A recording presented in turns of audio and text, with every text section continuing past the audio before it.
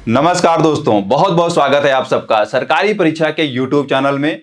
दोस्तों, मैं हूं मिस्टर मौर्य और दोस्तों आज के स्पॉटलाइट वीडियो में भी हम एक इंपॉर्टेंट टॉपिक को डिस्कस करने वाले हैं। बहुत इंपॉर्टेंट है, इसका संबंध एक इंटरनेशनल ऑर्गेनाइजेशन से है और इसका महत्व जियो पॉलिटिक्स में काफी ज्यादा है। तो ध्यान से सुनिएगा, पूरा देखिएगा, बिकॉज ये आपके कॉम्पिटिटिव एग्जाम्स के टर्म में काफी इंपॉर्टेंट है। राइट दोस्तों, तो दोस्तों मैं यहाँ पे जियो पॉलिटिक्स की बात कर रहा हूँ, लेकिन आप मेरे पीछे जो तस्वीर देख रहे हैं उससे आप अंदाजा लगा रहे होंगे कि शायद आज किसी मंदिर की बात होने वाली है या धर्म कर्म की बातें होने वाली हैं क्या। तो दोस्तों मैं आपको क्लियर कर दूं कि ये जो तस्वीर है वो एक ऐसे शहर की तस्वीर है जो दुनिया का सबसे पुराना और जीवित शहर है। जी हाँ दोस्तों, सही सुन पा रहे हैं, दुनिया का सबसे पुराना और जीवित शहर। आपने इतिहास में बहुत सारी सभ्यताएं पढ़ी होंगी, उनके बारे में समझा होगा, बहुत सारे शहरों के बारे में पढ़ा होगा, लेकिन वो सारी सभ्यताएं, वो सारे शहर बने, बसे और उजड़ गए। लेकिन ये एक ऐसा शहर है जो सदियों से जीवित है, अपनी संस्कृति को बनाए हुए है। दोस्तों, ये एक ऐसा शहर है जो कई सारे घाटों, कई सारे मंदिरों, कई सारे अनुष्ठान केंद्रों से सुसज्जित है और असीमित ज्ञान यहाँ पे भरा पड़ा है। ये ज्ञान चाहे पुरातन ज्ञान हो, चाहे वो नवीन ज्ञान हो, इस ज्ञान से ये शहर भरा पड़ा है। दोस्तों, ये एक ऐसा शहर है जो गौतम बुद्ध के पहले का भी जो समय रहा है उस समय के इतिहास को बताता है। हालांकि इस शहर ने समय के साथ कई सारे उतार चढ़ाव देखे हैं और खास तौर पे वो 17वीं 18वीं शताब्दी का जो समय रहा है उसमें काफी इसने उतार चढ़ाव देखे हैं। ये समय चाहे मुगलों के शासन का समय रहा हो, चाहे मराठों के शासन का समय रहा हो, काफी सारे इसने उतार चढ़ाव देखे हैं। लेकिन इन उतार चढ़ावों के बावजूद भी इस शहर ने अपनी प्रासंगिकता को बनाए रखा हुआ है। और प्रासंगिकता जो है वो सिर्फ राष्ट्रीय स्तर पे नहीं है, अंतर्राष्ट्रीय स्तर पे भी इसका महत्व और इसकी प्रासंगिकता बनी हुई है। राइट दोस्तों, तो जरूर आप यहाँ पे समझ गए होंगे, हम बात कर रहे हैं यहाँ पे वाराणसी की। वाराणसी को आप बनारस कहिए, काशी कहिए, हर नाम में इसकी एक पहचान है, हर नाम में इसकी सुंदरता है, इसकी संस्कृति झलकती है। राइट दोस्तों, तो यहाँ पे मैं बनारस के बारे में जो आपको बेसिक जानकारी थोड़ा सा बताया, उसके बारे में आप सब जानते ही हैं। हम यहाँ पे इस वीडियो में डिटेल में इसके बारे में डिस्कस नहीं करने वाले हैं, बिकॉज हमारा जो टॉपिक है वो जियो पॉलिटिक्स से रिलेटेड है, एक काफी इंपॉर्टेंट टॉपिक है आपके कॉम्पिटिटिव एग्जाम्स के टर्म में वो है। राइट, तो दोस्तों यहाँ पे ये न्यूज जो आई है वो ये है कि वाराणसी शहर को एससीओ का, यानी कि संघाई कोऑपरेशन ऑर्गेनाइजेशन जो है उसका पहला कल्चरल टूरिज्म कैपिटल बनाया गया है।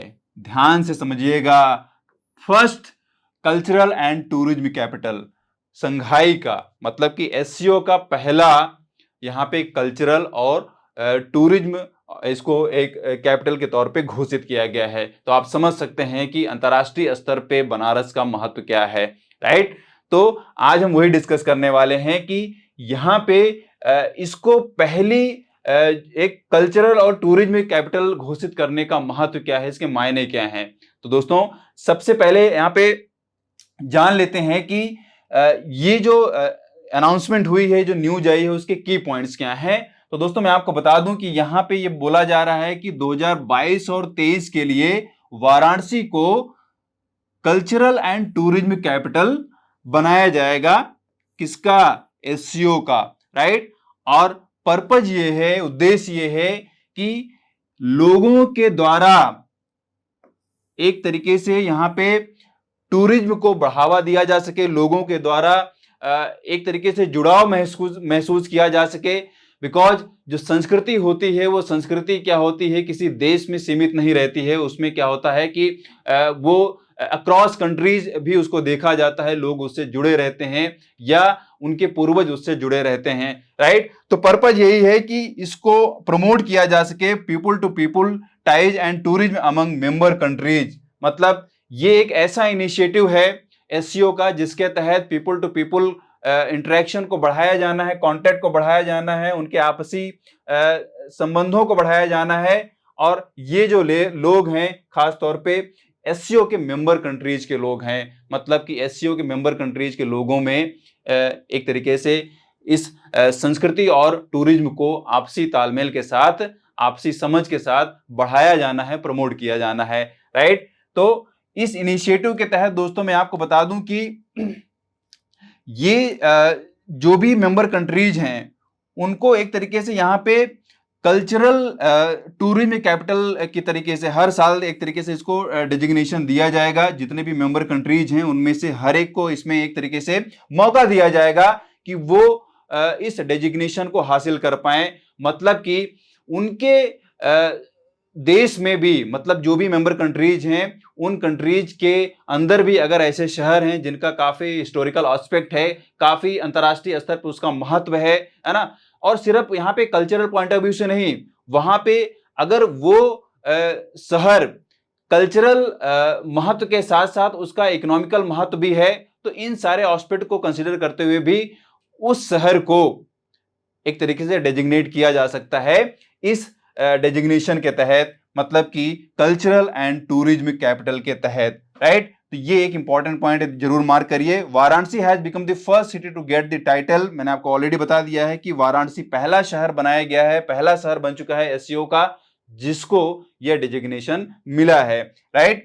अच्छा, यहां पे आप ये समझिए कि ये जो यहां पे एक तरीके से ये डेजिग्नेशन दिया गया है वो इस बेसिस पे दिया गया है कि जो भी कंट्री इसके तहत सेलेक्ट की जाएगी, ऑलरेडी यहां पे इंडिया सेलेक्ट की जा चुकी है, तो मोटे तौर पे आपको कॉन्सेप्ट बता दूं कि जो भी कंट्री इस डेजिग्नेशन के लिए सेलेक्ट की जाएगी वो मोटे तौर पे यहां पे एससीओ की प्रेसिडेंसी को भी होल्ड करेगा, राइट। मतलब कि एससीओ की प्रेसिडेंसी को भी टेक ओवर करेगा, राइट। तो ये एक इंपॉर्टेंट पॉइंट है। अच्छा, ये जो टाइटल है, यानी कि जो कल्चरल एंड टूरिज्म कैपिटल का टाइटल है, डेजिग्नेशन है, वो एक तरीके से यहां पे हाईलाइट करेगा कि उस शहर का उस देश के अंदर या अंतर्राष्ट्रीय स्तर पे कितना प्रोमिनेंस है, किस स्तर पे प्रोमिनेंस है, या उसका महत्व अंतर्राष्ट्रीय स्तर पे अलग मुद्दों पे भी किस तरीके से है। इन सारे पॉइंट्स को कंसीडर करते हुए यहां पे ये टाइटल दिया जाना है, ये डेजिग्नेशन दिया जाना है। तो की पॉइंट यही है भैया कि इस बार आप समझ लीजिए कि पहली बार वाराणसी को यह डेजिग्नेशन दिया गया है एससीओ में, और हर साल इसको कंसीडर किए जाने की बात की जा रही है। मतलब हर साल मेंबर कंट्रीज में से कोई ना कोई शहर को इस तरीके से डेजिग्नेट किया जाएगा, राइट। दूसरा यहां पे यह है कि जो भी कंट्री सेलेक्ट की जाएगी वो कंट्री एससीओ की प्रेसिडेंसी को भी टेक ओवर करेगा। ये एक इंपॉर्टेंट पॉइंट है, राइट। अच्छा, अब यहां पे समझ लेते हैं कि ये जो इनिशिएटिव है उसको कब से इंप्लीमेंट किया जाएगा। तो दोस्तों मैं आपको बता दूं कि ये जो इनिशिएटिव है उसको समरकंद समिट जो कि 2022 में होना है, और 2022 में यहां पे 15 से 16 सितंबर 15 to 16 2022 समरकंद जो कि उज्बेकिस्तान में है, राइट। तो वहां पे ये शेड्यूल्ड है, वहां से इसकी शुरुआत की जानी है, मतलब वहां से इसको इंप्लीमेंट किया जाना है, ये जो इनिशिएटिव लिया गया है एससीओ के द्वारा, राइट। अच्छा, यहां पे मैंने आपको ऑलरेडी बता दिया है कि जो भी कंट्री सेलेक्ट की जाएगी इस डेजिग्नेशन के तहत वो एससीओ की प्रेसिडेंसी को भी टेक ओवर करेगा। तो ऑब्वियस सी बात है यहां पे इंडिया को ये डेजिग्नेशन मिल चुका है, मतलब वो एससीओ की प्रेसिडेंसी को भी टेक ओवर करेगा और होस्ट करेगा for the next heads of the state summit. मतलब स्टेट समिट के जो हेड्स हैं उनको ये होस्ट करेगा। ये इंडिया के टर्म में बात हो गई दोस्तों। तो ये आप मोटी बात समझ लीजिए कि इसको कब से इंप्लीमेंट किया जाना है, राइट दोस्तों। अब यहां पे मैं आपको बता देता हूं फटाफट कि एससीओ क्या है, संघाई कोऑपरेशन ऑर्गेनाइजेशन क्या है, ये भी आपको जानना चाहिए। तो दोस्तों मैं आपको बता दूं कि एससीओ जो है वो एक Eurasian political economic and security alliance है। मतलब कि कुछ कंट्रीज के द्वारा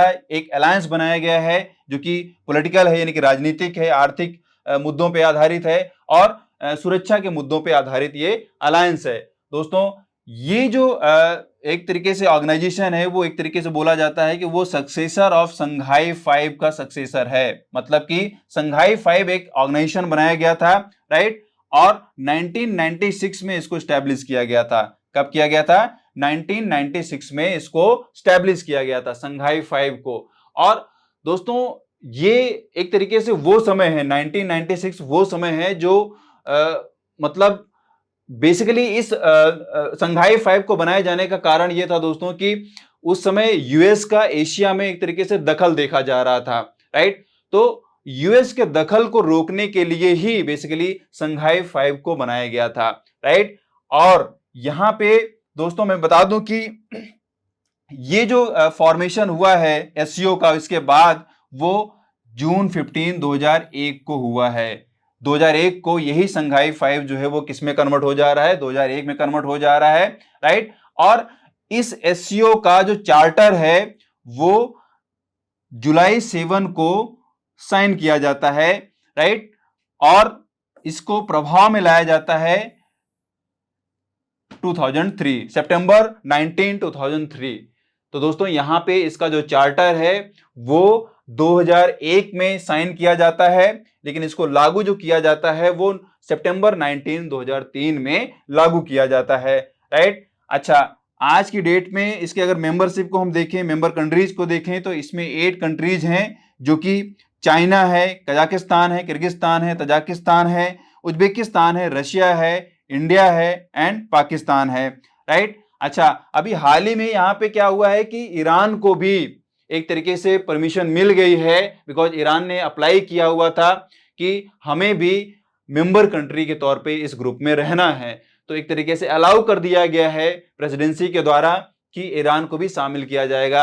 अब जो भी एक तरीके से उनको एक्सेस मिलना है इस ग्रुप में, उसकी फॉर्मेलिटीज पूरी होनी है बकायदा, उसके बाद ऑफिशियली यहाँ पे बोल दिया जाएगा कि इसमें 9 कंट्रीज हो चुकी हैं, लेकिन अभी आप समझिए कि इसमें 8 कंट्रीज ही हैं, राइट, जो कि ये हैं, राइट।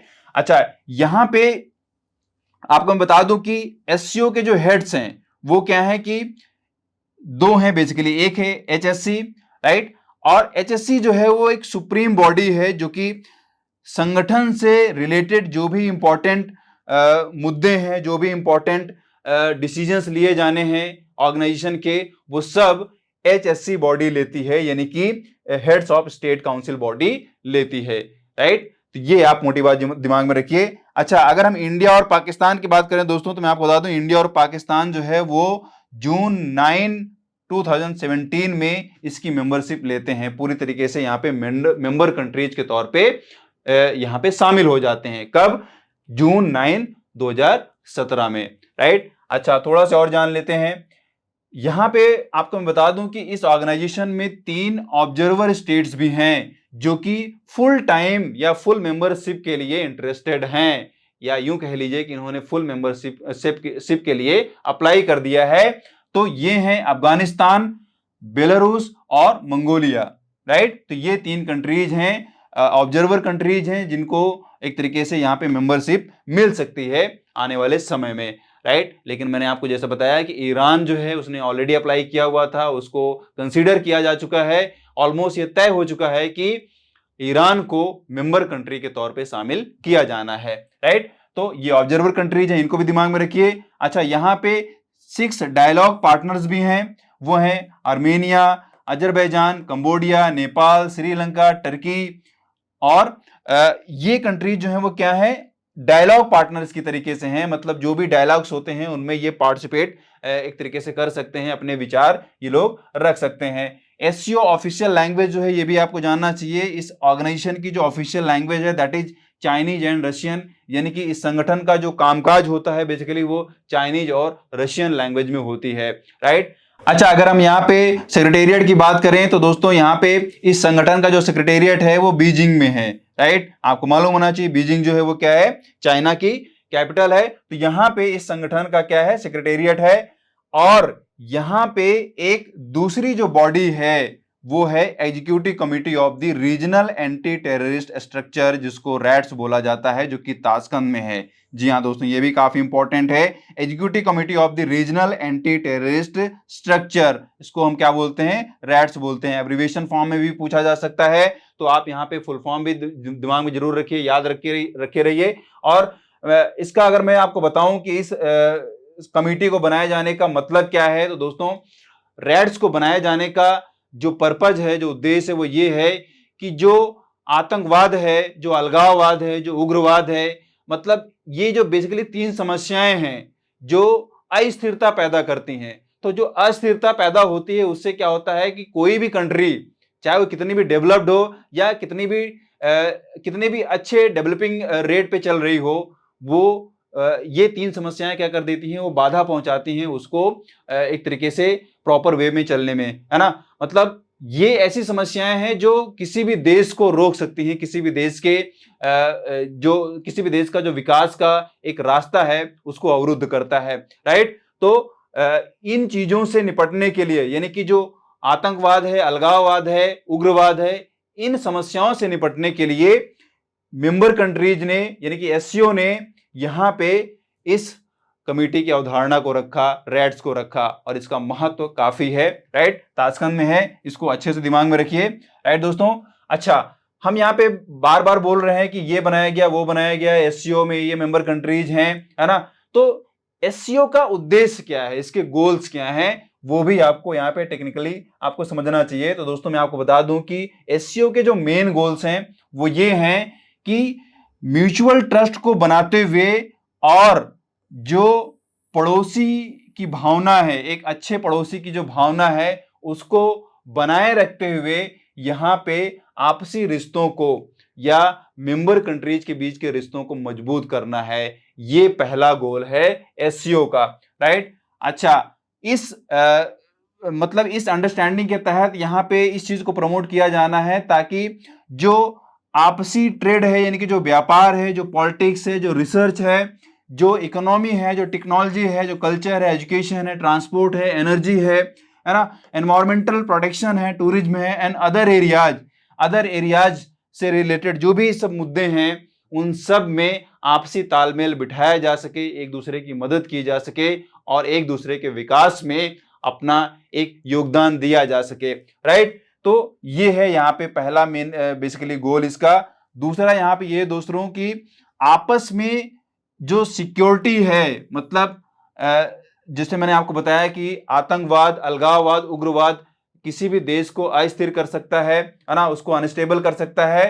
तो सिक्योरिटी को, स्टेबिलिटी को और पीस को, यानी कि शांति को भी मेंबर कंट्रीज के क्षेत्रों में बनाए रखना है, मेंटेन रखना है, और इन चीजों को एक तरीके से बनाए रखने में हमें इंश्योरिटी रखनी पड़ेगी, राइट। तो ये है एससीओ का बेसिकली दूसरा गोल। अगर हम यहाँ पे तीसरे गोल की बात करें दोस्तों, तो मैं आपको बता दूं कि यहाँ पे इनका बेसिकली जो एक एस्टेब्लिशमेंट है अपने गोल्स के टर्म में, वो ये है कि जो डेमोक्रेटिक, जो नेशनल एंड जो fair international economic and political order है, उसको भी हमें क्या करना है, एस्टैब्लिश करना है, उसको भी बरकरार रखना है ना।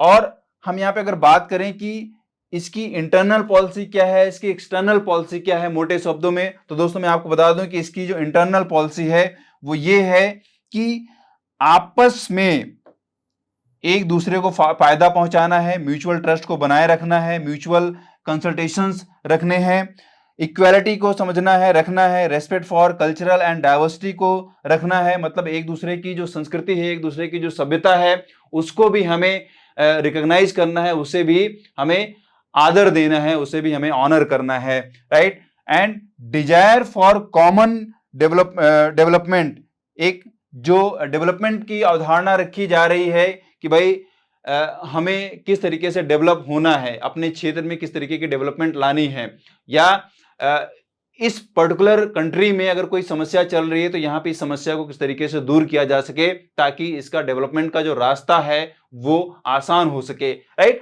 तो एक मोटा यहाँ पे सेंस ये निकल के आ रहा है दोस्तों कि हम यहाँ पे इंटरनल पॉलिसी इस तरीके से इस ऑर्गेनाइजेशन की समझ पा रहे हैं कि ये ऑर्गेनाइजेशन आपसी तालमेल को बनाते हुए एक दूसरे की हेल्प, एक दूसरे की मदद करने की भावना के साथ, एक दूसरे की संस्कृति, एक दूसरे के कल्चर को ऑनर करते हुए ये अपने गोल को पूरा करने में लगा हुआ है, राइट। मतलब भले वहां पे मेंबर कंट्रीज जो भी हैं किसी का रोल कम दिख रहा हो या कोई कंट्री उसमें इंटरेस्ट कम दिखा रही हो, वो भले ही हमें डायलॉग्स में, समिट में देखने को मिलता हो, लेकिन जो गोल है उस गोल की मूल भावना को जरूर हमें समझना चाहिए और ये उम्मीद करना चाहिए कि ये जो यहाँ पे ऑर्गेनाइजेशन है वो अपने उद्देश्यों में सफल हो पाए, राइट। और दोस्तों जियो पॉलिटिक्स में इसका काफी महत्व है।